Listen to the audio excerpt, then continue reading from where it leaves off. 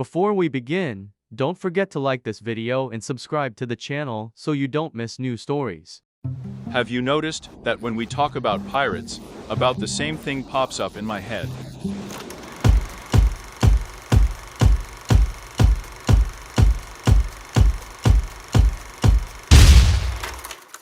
I recently found out that the specific image of a pirate that we have in our head appeared thanks to a tiny period in history.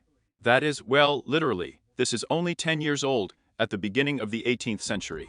It was during this decade that the black flag with the skull and the most famous pirates in history appeared. It was then that an eye patch, a wooden leg, and a hook instead of a hand began to be inextricably associated with piracy. But why? After all, pirates have existed for thousands of years, and still exist. In the days of ancient Rome, for example, pirates even managed to kidnap Caesar. They got a ransom for him and released him. True, they were then caught and executed, but that's not the point. Who knows today what the ancient Roman pirates looked like? Or take Somalis. 10 years ago, the guys were actively robbing ships in the Indian Ocean. Have you seen children on holidays dressed as Somali pirates? No, we all know exactly what a real pirate should look like. Such were the pirates of the Caribbean at the beginning of the 18th century.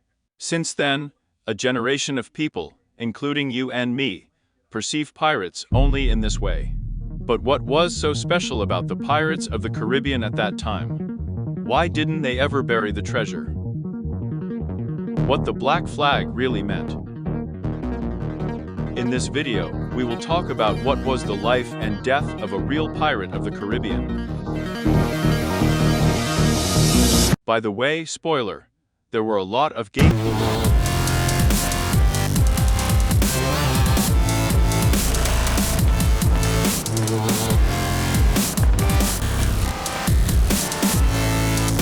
Let's imagine that we are watching a movie about pirates of the Caribbean, but not a good fantasy from Disney.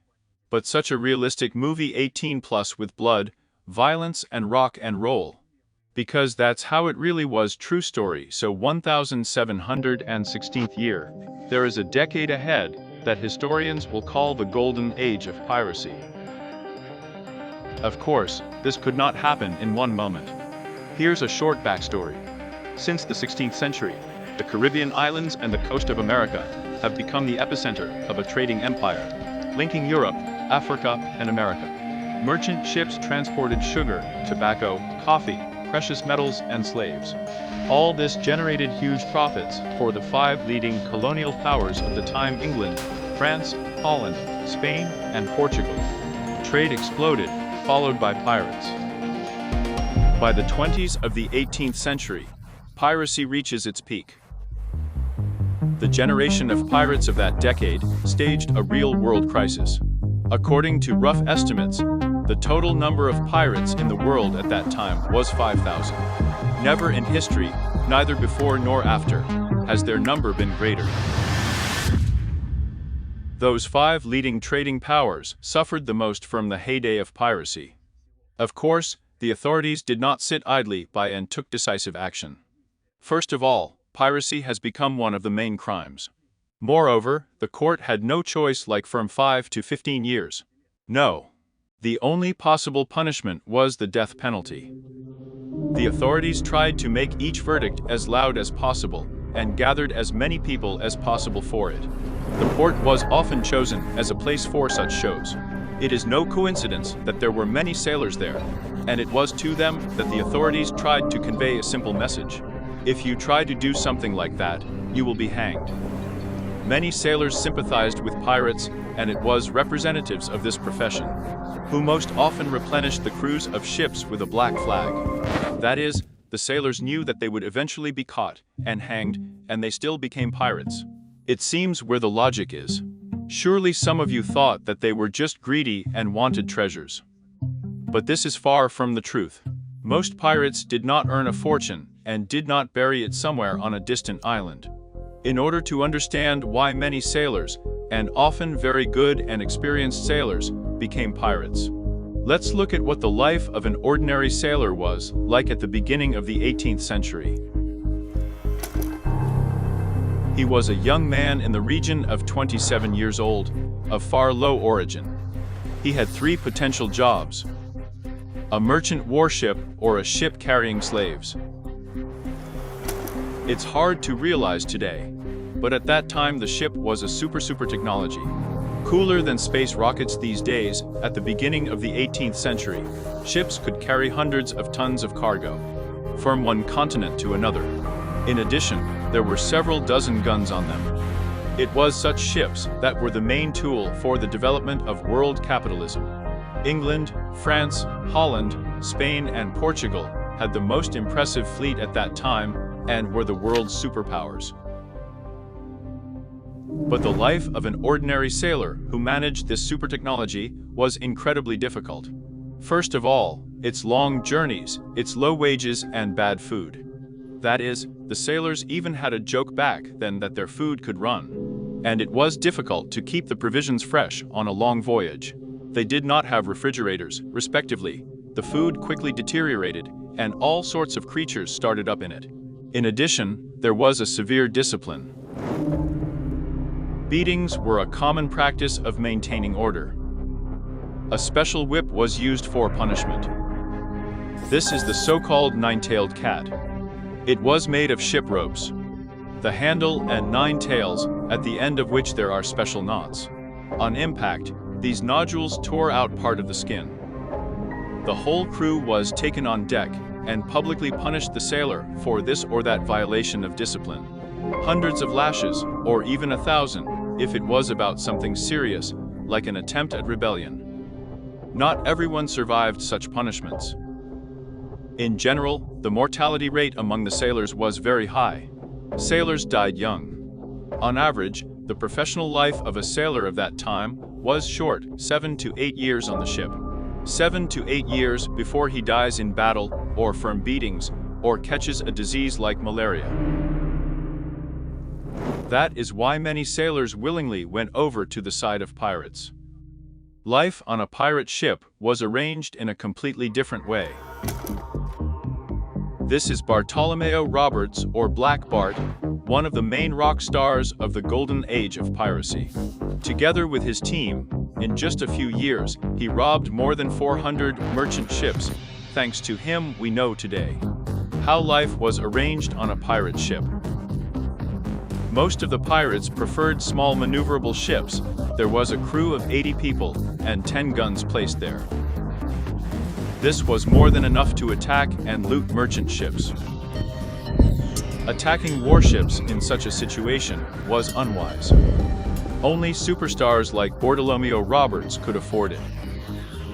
His ship had several hundred crew members and almost 50 guns. The most important difference in the organization of pirate ships from military or merchant ships was that the pirates chose their captain. In those days, when the poor had no rights, and most of the sailors were from these segments of the population, pirates could choose their power. And it's nice to have a choice in general. In addition, a special person was elected who controlled the captain, so that he did not exceed his powers. Every pirate could gather everyone on the main deck at any moment and ask who wants to choose a new captain. If at that moment most of the hands were raised, then a new leader was chosen easy. An unusual approach was applied, and where the prey lies. For example, on a warship, the difference between the salary of a captain and an ordinary sailor could be 100 times. On the pirate ship, none of the crew received a fixed fee. Everyone had a share. All the loot was divided approximately equally. The captain or sailors whose skills were important could receive more. Those who knew navigation, for example, their share was 1.5 to 2 times more than the rest of the pirates. This is the maximum. In short, a semblance of democracy and equality was observed on pirate ships. Moreover, the pirate ships of that time could be called a model of tolerance. 30, 40, 50, or even 60% of the team at that time were black. The reason is simple. The fact is that pirates often seized ships carrying slaves. The most terrible living conditions were on such ships, and both for the sailors and for the slaves they transported. Rare logbooks from ships transporting slaves in the 18th century have been preserved. From them, we learn that almost every day of sailing on such a vessel, someone died. The bodies of the slaves were simply thrown overboard. It is understandable why sailors and slaves were happy to go over to the side of pirates. Due to the multinational composition of the authorities, pirates were often called villains of all nations. There were also many gay men among the pirates. In closed conditions, such as a ship, where the absolute majority of the crew are men, manifestations of homosexuality were not uncommon. But there was strict discipline on merchant or warships, and such things were forbidden. On the pirate ships, there was much more freedom and fewer restrictions. Those pirates who preferred women could theoretically find a wife who would patiently wait for their return from the voyage. But such stories were rare, and it was advantageous for the captains to have sailors in the team who are not held by anything on land. Basically, the pirates were content with casual connections on the shore, and sometimes they found a woman among their colleagues. Yes, there were women among them. Most often, they got on a pirate ship, changing into men's clothes. It was possible to keep the gender secret, because the pirates did not often change their clothes during the voyage. Can you imagine how it smelled in the rooms below deck? But that's not the point now. In general, women, having proved themselves as good sailors, could then make a kind of coming out. Yes, there were few female pirates, but some of them managed to leave their names in the history of Anne Bonny and Mary Read, the most famous female pirates of the Golden Decade. The first one became a pirate, having an affair with one of them, having escaped from her parents' house. The second went over to the pirates' side when the ship on which she served as a sailor was captured. Both women had earned a reputation as desperate pirates, in no way inferior, and often superior to their male colleagues. Both were caught in 1720, and, like all pirates, were sentenced to hang by a British court. But Anne and Mary used a trick in the legislation. Both were pregnant by that time, and the law forbade hanging women carrying a child. Before giving birth, they were sent to prison. Mary Read died there of a fever, and Anne Bonny went missing, and her fate is unknown. According to some reports, she managed to escape and live to a very old age. Another superstar of that decade was a pirate who is known to everyone by the nickname Blackbeard. Just look at the engraving with his image. The beard, the pose doesn't remind anyone. It was Blackbeard who was one of the prototypes for Captain Jack Sparrow. His real name was Edward Teach. This dude was the real king of performance. First of all, he was very tall. There's 1.80 m like a little bit, yes, but this is today. And then the average height of a man was 1.50 m 60 cm. Before capturing another ship, Edward Teach stuffed his beard and hair with a special combustible powder, something like what is used today for the production of sparklers. He set the whole thing on fire and went to the enemy ship. With all his appearance, Blackbeard was telling the enemy, "I am your worst nightmare. Surrender or die." By the way, it is interesting that Blackbeard was not the most successful pirate of the Golden Decade. In terms of the number of captured ships, he was much inferior to the same Bartholomew Roberts, but he had charisma. Thanks to her, over the past century, Blackbeard has appeared in a huge number of works of art, starting from books and ending with TV series and video games.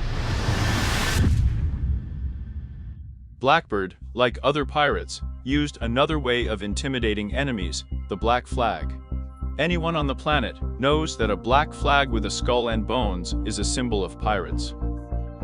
But it appeared exactly in that decade, from 1716th to 26th years. One version of the origin of this symbol is as follows. On merchant or military ships, the captain always had a log, where he recorded all important events during the voyage, including information about the death of sailors, which, as we found out, was not uncommon.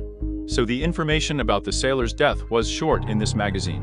The name of the sailor was written, and 2 bones and a skull were drawn opposite, a sign of death.